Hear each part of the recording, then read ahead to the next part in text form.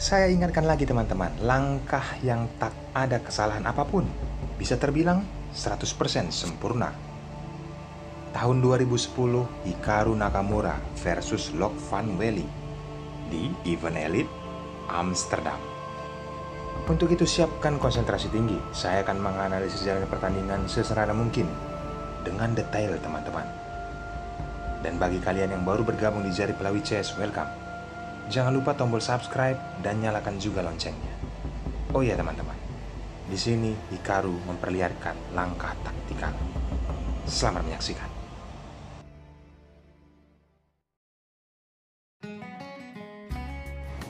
Hikaru Nakamura sebagai pemegang buah putih, dia pun memulai dengan pion ke E4. Balasan dari Lok Van Wely, pion ke C5. Terlihat pertahanan Sisilia di papan. Putih kuda ke F3, lalu hitam pion ke D6. Hikaru Nakamura langsung mengajak pertukaran pion di lini center dan disambut. Setelah pion pukul pion dan dipukul oleh kuda, maka hitam mengeluarkan kudanya menyerang kembali pion yang ada di E4. Pion tersebut dilindungi oleh kuda yang ada di C3.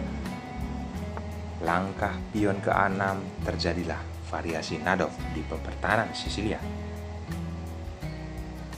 Selanjutnya, kita mempelajari langkah rumusannya teman-teman. Gajah ditempatkan ke G5 oleh Hikaru Nakamura di pertahanan Sisilia, variasi Nadov. Bagaimana ke depannya? Bisa memainkan pion ke F4. Benar saja, setelah kuda ke D7, barulah pion ke F4. Gajah petak hitamnya sudah aktif. Menteri ditempatkan ke B6, ini pelajaran pentingnya teman-teman. Mengancam pion yang ada di B2 dan mengancam kuda yang ada di D4. Hikaru Nakamura menyelamatkan kudanya, penempatan menteri ke D2. Itu pion beracun, karena dari situlah nanti akan terjadi serangan yang sangat brutal yang dilakukan oleh Hikaru Nakamura. Tetapi Lok Van Wely mengambil hal tersebut. Langkah rekomendasi dari komputer, tapi sebelum kita langkahkan hal tersebut teman-teman, memainkan pion ke E5. Ini langkah rekomendasi dari komputer, mengancam posisi kuda. Kuda bisa menghindar ke F5, nanti teman-teman bisa bandingkan ya dengan langkah aslinya. Dan posisi ini masih bisa dibilang menguntungkan untuk hitam. Saat mengancam gajah, gajah melakukan penyerahan permainan, dipukul oleh kuda kembali. Lihat, pion yang ada di B2 sudah bisa dipukul nantinya. Karena apa? Mengancam posisi putih tidak bisa roka di sayap menteri. Masih dilanjutkan dengan gajah ke D3, jelas saja pukul saja pionnya dengan menteri. Karena saat benteng ke B1, yes, tempatkan saja menteri ke A3. Bedanya di sini teman-teman, kita lihat langkah aslinya. Lok Van Wely tidak memainkan langkah rekomendasi komputer. Setelah menteri ke D2, dia memukul pion yang ada di B2 dengan menterinya. Kuda yang sangat powerful yang nantinya akan dimainkan Hikaru Nakamura. Kita perhatikan teman-teman. Mari kita lanjut. Kita memukul pion dengan menteri, jelas benteng, mengancam posisi menteri. Menteri mundur ke A3. Bagaimana kita bisa melihat posisi kuda dipukul oleh gajah dan disambut oleh kuda. Ini pelajaran penting, hal kecil, tetapi berdampak fatal jika ini dipukul oleh pion. Kita analisis, tidak dipukul oleh kuda. Maka putih berpeluang penempatan kudanya ke D5. Seperti inilah rekomendasi yang diperlihatkan teman-teman.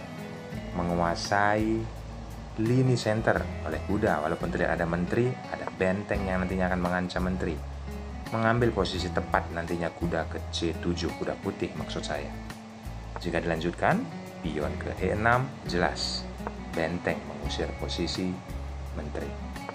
Menteri mundur, kuda pun mencakar benteng karena tempo skak.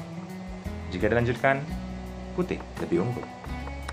Coba kita kembali ke partai aslinya. Tidak dipukul dengan pion, tetapi dipukul oleh kuda. Langkah berikutnya, Hikaru Nakamura memainkan pion ke E5 dan kuda ini tidak bisa menghindar teman-teman. Jelas saja dipukul oleh pion. Kenapa tidak bisa menghindar kuda tersebut? Coba kita pelajari kembali. Jika kuda menghindar, maka putih penempatan kembali kudanya ke D5. Ini langkah yang sangat strategis. Tidak jauh berbeda dengan rekomendasi sebelumnya ya, analisis sebelumnya. Jika dilanjutkan dengan kondisi seperti ini, bedanya teman-teman, kenapa pion tadi tidak dimakan? Seharusnya tidak dimakan oleh menteri yang ada di B2, melainkan memainkan pion ke E6. Posisi ini membawa menteri diancam oleh kuda. Walaupun mundur ke C6, tetap saja diancam oleh kuda. Apa yang bisa dilakukan oleh hitam? Yaps, menaikkan kembali menterinya ke C5. Langkah berikutnya, memukul pion dengan kuda. Di sini banyak pelajaran penting. Perhatikan, saat kuda disambut oleh gajah, ada benteng yang memukulnya. Yaps, berharap menumpuk, mengancam pion. Tetapi ada gajah yang terlebih dahulu memukul pion. Unggul bagi putih, tetap teman-teman. Posisinya sangat unggul bagi putih. Itu sebabnya teman-teman, kuda tidak menghindar, langsung saja dipukul oleh pion yang dilakukan oleh Luc Van Welly dan disambut oleh pion mengancam kembali kuda. Kuda mundur ke D7. Walaupun di sini terlihat ya, Hikaru Nakamura mendapatkan posisi kembali strategis ke D5 oleh kudanya. Itulah sebabnya saya sebutkan tadi pion yang dimakan oleh menteri adalah pion beracun yang ada di B2. Kita lanjutkan, ini partai aslinya. Saat mengancam menteri mundur ke C6, kembali seperti langkah rekomendasi sebelumnya, menteri kembali ke C5, memukul pion. Bedanya, tadi analisisnya, kuda tersebut dipukul oleh gajah, dan gajah dipukul oleh benteng. Terlihat hampir sama, tetapi berbeda teman-teman. Situasinya dengan kondisi seperti ini, Luc Van Welly tidak memukul kuda tersebut dengan gajah, melainkan yaps, menurunkan menterinya ke C6. Selanjutnya, Hikaru Nakamura melakukan langkah yang spektakuler. Apa itu langkahnya? Memaksa Luc Van Welly menyerah. Luar biasa, perwira masih sangat banyak di papan.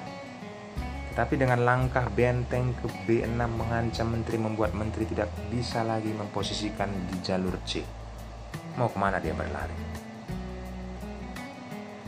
Yaps, jika dipukul oleh kuda, maka jelas teman-teman, apapun yang memukul posisi skak yang dilakukan oleh kuda ini, baik itu pion ataupun menteri, rajanya akan tumbang.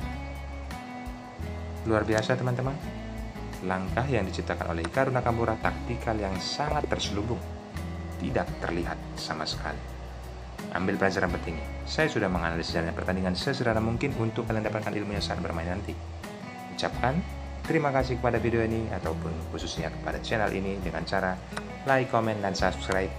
Berikan juga loncengnya agar tidak ketinggalan video saat saya upload video-video unggulan dari pecatur dunia. Bye-bye.